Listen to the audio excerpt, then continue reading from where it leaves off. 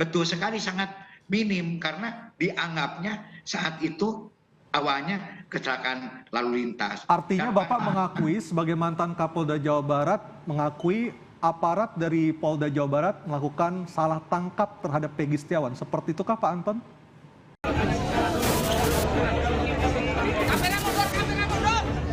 Penetapan tersangka atas pemohon haruslah dinyatakan tidak sah dan dinyatakan batal demi hukum.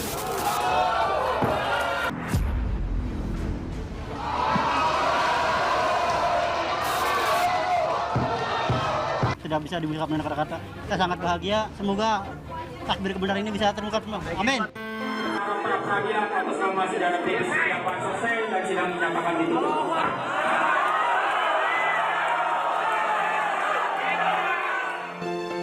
Kami akan mematuhi putusan sidang pra-peradilan yang telah diputuskan oleh Hakim Tunggal. Saksi-saksi pembohong, saksi-saksi penipu, saksi rekayasa untuk bertobat.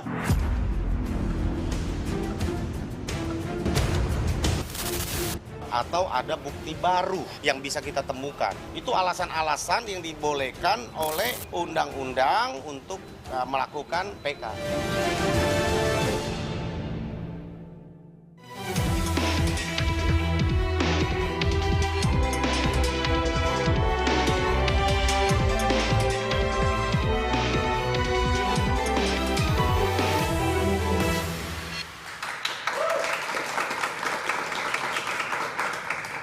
Selamat malam pemirsa, janggal sejak awal kasus Vina semakin jauh panggang dari api. Dianggap sebagai otak pembunuhan, Peggy Setiawan bebas lewat pra-peradilan. Nah, hasil pra-peradilan Peggy Setiawan dianggap bisa menjadi novum atau bukti baru bagi mereka yang saat ini tengah menjalani vonis seumur hidup. Lalu seperti apa akhir cerita dari kasus kematian sejoli Vina dan Eki? Apakah peninjauan kembali para terpidana akan berhasil? Bersama saya Aryo Ardi. Dan saya Anisha Dasuki, Anda menyaksikan interupsi kasus Vina terpidana siap PK bakal bebas? Sudah ada narasumber dan juga tamu spesial Aryo pada malam hari ini. Di sebelah kanan saya ada Pitra Romadoni. Di sebelah kanan saya ada Sugianti Iriani, pengacara Peggy Setiawan. Selamat malam, Bu Anti. Nanti juga kami menantikan kedatangan Nikolai Aprilindo, pengacara 5 terpidana. Dan di sebelah kiri saya ada dua orang pria bertopi malam hari ini. Yang pertama adalah Bang Farhad Sherlock Abbas. Sherlock Holmes. Selamat malam Bang Farhad, pengacara Sakatata, dan Bang Pitra Romadoni, praktisi hukum. Selamat malam Bang Pitra. Dan melalui sambungan Zoom sudah ada bergabung sama kami dari Bandung, Jawa Barat, dari ibu kota provinsi Jawa Barat, mantan Kapolda Jawa Barat saat kasus kematian Vina dan Eki terjadi, Irjen Polisi Anton Carlian. Selamat malam Pak Anton, Assalamualaikum warahmatullahi wabarakatuh. Selamat malam, wassalamualaikum warahmatullahi wabarakatuh. Bang Farhad, Bang Pitra, Mbak Yanti, selamat bertemu lagi. Ya, dan hadir juga di saya bersama kita. Ada tamu spesial. Ada tamu spesial. Yang baru pertama kali dipertemukan 8 tahun setelah kasus ini berjalan, sudah ada Peggy Setiawan dan juga Saka Tatal. Selamat malam Peggy dan Saka. Dan selamat malam buat mahasiswa dan mahasiswi dari UPN Veteran Jakarta Pondok Labu. Terima kasih sudah hadir bersama kami. Dan setelah Peggy bebas pemirsa, kasus Vina masih menyimpan banyak tanya. Ramai-ramai 7 terpidana kini mengajukan PK. Tidak terkecuali Saka yang malam hari ini hadir di interupsi bersama kami dan juga Peggy Setiawan.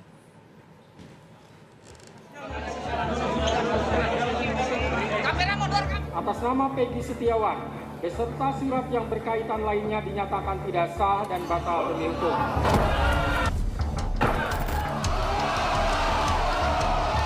Peggy Setiawan bebas. Hakim Tunggal Eman Sulaiman mengabulkan seluruhnya pra-peradilan Peggy. Allahu Akbar. Memerintahkan kepada termohon untuk menghentikan penyidikan terhadap perintah penyidikan kepada pemohon. Status tersangka Peggy dalam kasus pembunuhan Vina dan Eki pun gugur. Kita sangat bahagia. Semoga takbir kebenaran ini bisa terungkap semua. Amin. Polda Jawa Barat menegaskan patuh atas putusan hakim. kami akan mematuhi putusan sidang pra-peradilan yang telah diputuskan oleh Hakim Tunggal. Setelah Peggy bebas, mantan terpidana kasus Vina, Saka Tatal telah mengajukan peninjauan kembali guna memulihkan nama baik dan membuktikan dirinya bukanlah pelaku. Dan kepada pengacara-pengacara yang mendampingi saksi-saksi ini, yang hanya memperkuat alibi untuk menjatuhkan, menjerumuskan mereka dan menggagalkan PK, tunggu aja, kami akan laporkan balik. Bukan hanya Saka, 7 terpidana kasus Vina yang divonis hukuman seumur hidup ramai-ramai ajukan peninjauan kembali. Atau ada bukti baru yang bisa kita temukan, ya. Itu alasan-alasan yang dibolehkan oleh undang-undang kepada kita untuk melakukan PK, ya. Peggy Setiawan yang melawan telah menang di pra-peradilan. Lantas, bagaimana dengan nasib para terpidana lainnya di kasus Vina dan Eki? Satu lagi pria bertopi telah hadir di interupsi, Nikolai Aprilindo, pengacara 5 terpidana. Selamat malam Bang Niko. Selamat malam Bang Niko. Nah, di malam hari ini kita bebas berdebat, jangan baper kalau dipotong ataupun didebat. Karena ini adalah Interupsi. Dan saya akan langsung kepada Saka Tatal dan juga Peggy Setiawan yang pertama kalinya untuk selama 8 tahun sejak kasus ini bergulir, pertama kalinya malam hari ini bertemu bersandingan, duduk bersandingan pertama kali malam hari ini di acara interupsi. Terima kasih untuk kehadirannya. Saya ingin bertanya dulu kepada Saka. Saka selama ini mengatakan tidak pernah mengenal Peggy Setiawan. Saya ingin mengkonfirmasi lagi, apakah malam hari ini pernyataan itu masih tetap sama, tidak pernah mengenal Peggy Setiawan? Bisa dipergunakan mikrofonnya? Jadi selama ini tidak pernah mengenal Peggy Setiawan? Peggy yang ini tidak kenal? Tidak kenal ya? Yang kenal kakak saya. Oh, kakaknya kenal? Tadi seangkatan. Coba dilihat lagi wajahnya Peggy, benar tidak pernah mengenal pria di samping Anda, Saka? Ya. Kakaknya namanya siapa, Saka? Kakak Putra. Kenal dengan Peggy? Oke. Peggy juga silakan mempergunakan mikrofon. Peggy, apakah boleh agak dekat pernah mungkin? Ya, sama bertemu ataupun mengenal Saka Tatal? Tidak. Tidak. Sama sekali tidak mengenal? Tidak. Oke, Peggy mengatakan setelah bebas dari pra-peradilan ini akan membantu Saka dalam sidang PK. Benar demikian? Insya Allah. Saya pribadi insya Allah, tapi saya serahkan kepada kuasa hukum. Oke, apa yang mendorong Peggy untuk membantu Saka di sidang PK? Saya tidak bisa membantu banyak, saya bisa membantu, ayo kita ungkap seperti itu. Kalau misalkan dia benar itu. Kalau misalkan mereka benar, kita bicara jujur. Kita suruh saksi itu untuk berkata jujur seperti itu. Oke, jadi Peggy juga meyakini Saka tidak bersalah. Meskipun sudah menjalani hukuman selama 3 tahun, 4 Karena ketika tahun itu ya? masih anak yang berhadapan dengan hukum ya, Saka ya? Masih di bawah umur ya? Di bawah umur 15 tahun. 15 tahun. Sekarang 23? Sekarang 23 tahun. Baik. Oke. Tadi Saka mengatakan bahwa yang kenal dengan Peggy adalah kakaknya, berarti sama sekali tidak pernah bertemu ya? Kalau di antara 8 terpidana yang lain, siapa yang Anda kenal Peggy? Sudirman sih. Hanya satu? Sudirman teman SD? Iya, pernah satu SD bareng. Oke, Sudirman juga akan mengajukan PK. Apakah Peggy mau membantu Sudirman memberikan kesaksian di sidang PK? Ya itu gantung sih. Saya kembalikan lagi pada hukum. Oh, jadi tergantung pengacara. Tapi kalau dari Peggy sendiri apakah bersedia? Saya pribadi ya bersedia, tapi saya serahkan lagi. Bersedia untuk membantu Sudirman? Jika memang itu benar, jika memang dia benar, tidak bersalah. Namun jika memang dia bersalah, buat apa saya bayar siap itu? Baik, Saka, kalau Anda kenal dengan Peggy yang katanya satunya lagi, Peggy Perong itu kenal? Enggak. Tidak kenal juga? Tidak kenal juga.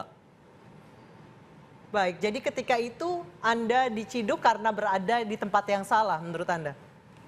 Kalau saya pribadi, kalau saya mah baru setelah ngisi bensin disuruh sama paman saya.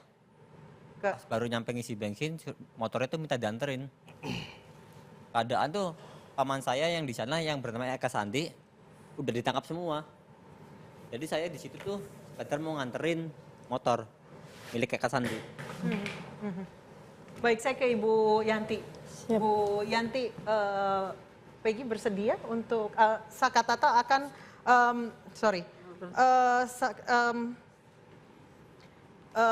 Peggy ini akan membantu, bersedia untuk membantu Saka dan juga kawan-kawannya? Kalau diperlukan di dalam persidangan PK nanti ya kita akan bantu, bersedia untuk dihadirkan kalau memang diperlukan. Apakah nanti dalam PK ini Peggy ada keterkaitan atau tidak dan dibutuhkan di dalam kesaksian, kita siap untuk membantunya. Baik, kalau Bang Niko sendiri 5 terpidana ini mereka yakin tidak bersalah atau masih ragu-ragu? Yakin. Kita punya keyakinan, aku yakin bahwa nggak bersalah. Apa yang diperlukan dari kesaksian Peggy? Kalau Peggy, karena dia tidak ada sangkut pautnya, jadi kami tidak begitu membutuhkan kesaksian Peggy. Karena Peggy itu tidak ada kaitan dengan mereka. Untuk apa kita butuh kesaksiannya? Artinya tanpa kesaksian Peggy pun juga Abang sangat yakin PK ini akan berhasil dikabulkan seperti itu? Tanpa kesaksian Peggy, kami pun yakin. Oke.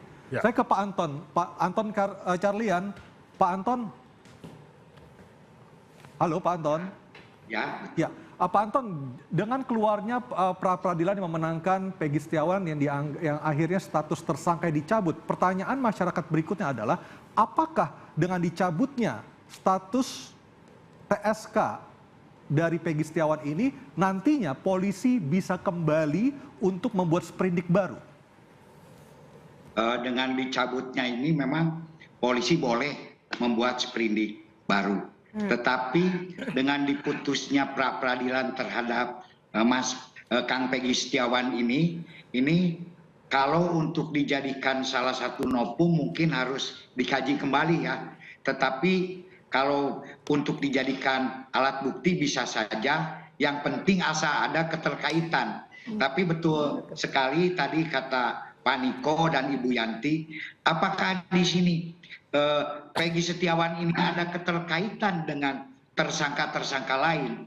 Karena Peggy Peron yang sekarang ada di berita acara dengan Peggy Setiawan yang ada sekarang ini, itu tidak ada kaitannya. Baik, Pak Anton, ketika kasus ini terjadi, tahun 2016 Anda menjabat sebagai Kapolda Jawa Barat.